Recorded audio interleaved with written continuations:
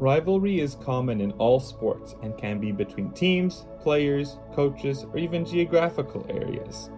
In this video essay, I plan to look at a rivalry in Scottish soccer between Rangers FC and Celtic FC. These two clubs are both found in Glasgow, and this rivalry has been going for over 100 years and originally stems from a conflict between Catholics and Protestants in the late 1800s. This rivalry has directly led to multiple deaths and hundreds of arrests due to violence both on the pitch by fans and outside of the stadium. The main goal of this video is to look at society and culture before, during, and after the creation of these two clubs through a historical lens and seeing the effects of muscular Christianity to see how these factors affected the birth of this rivalry. In the early to mid-1800s, muscular Christianity became quite a large force in the sporting world of Scotland, being mostly driven by middle-class Protestant people. These people believed that sport had a role to play in the building up of virtuous and moral godly men, and that through sport broad social change could occur. Churches also used sport as a form of evangelism at this time. Now, since the Reformation in the UK, Protestantism was the most dominant form of Christianity and other forms were not very popular.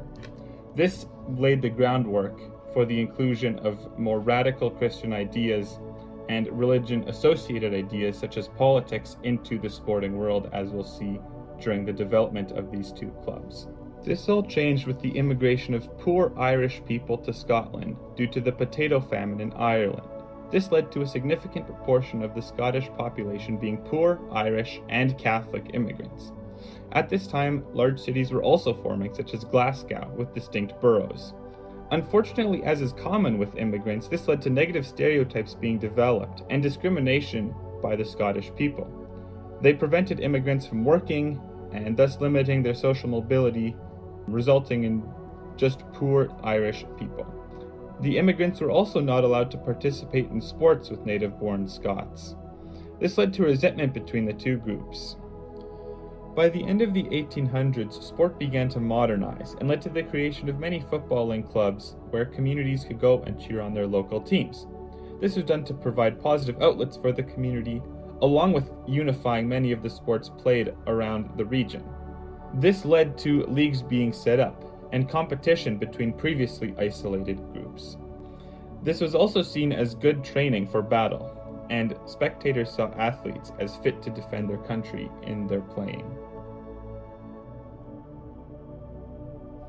The formation of Rangers FC is quite stereotypical for the time. It was formed in 1872 by four friends who had played sports together previously: Peter McNeill, his brother Moses, Peter Campbell, and William Macbeth. They all enjoyed playing football and just wanted to play with each other. None of the founding members were largely associated with any religious group, and none of them had strong political affiliations.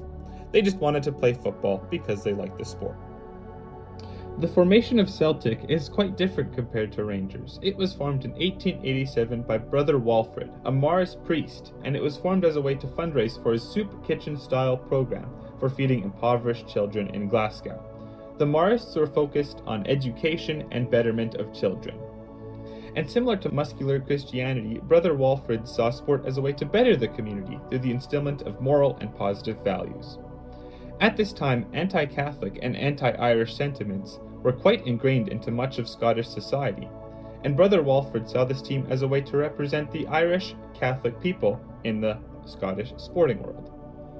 From both of these accounts, a common theme arises that the formation of teams at this time was formed out of groups of people just wanting to play sports together, and was often formed by people who knew each other.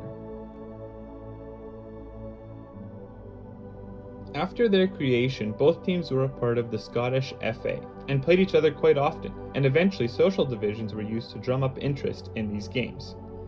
The use of social divisions is quite common in sports to drum up interest, and the most obvious example is Russia versus Canada and USA during the Cold War, where capitalism and socialism were pitted against each other. Celtic, being an obvious team for Irish people, led to the biggest club in Glasgow, that time being Rangers, being seen as the opposite to everything the Celtic stood for, as this resulted in the banning of Irish or Catholic players from playing on their team. and having club leaders who actively discriminated against Irish and Catholic people in previous lines of work. For example, notable leader John Primrose of Rangers was openly Protestant and was also a lawmaker who discriminated against Irish folks in some of the laws he made. Celtic players were also not seen as Scottish by much of the population in Scotland at the time.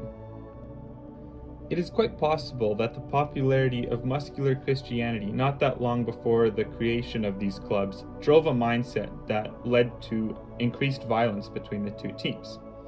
Given the social situation outside of the game, it became difficult for players and fans to see the betterment of oneself through sport and separate that from the competition of ideals and life values displayed by Catholics and Protestants at that time.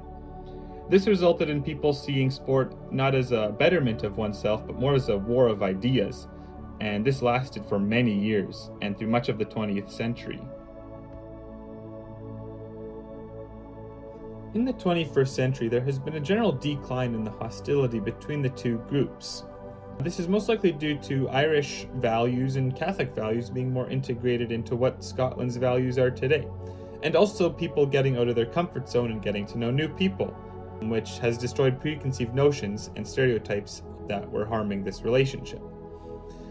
There is also the fact that people have generally just become less religious, and that, as the Bishop of Motherwell states, that many Celtic fans wouldn't attend Mass even though they're chanting Catholic chants.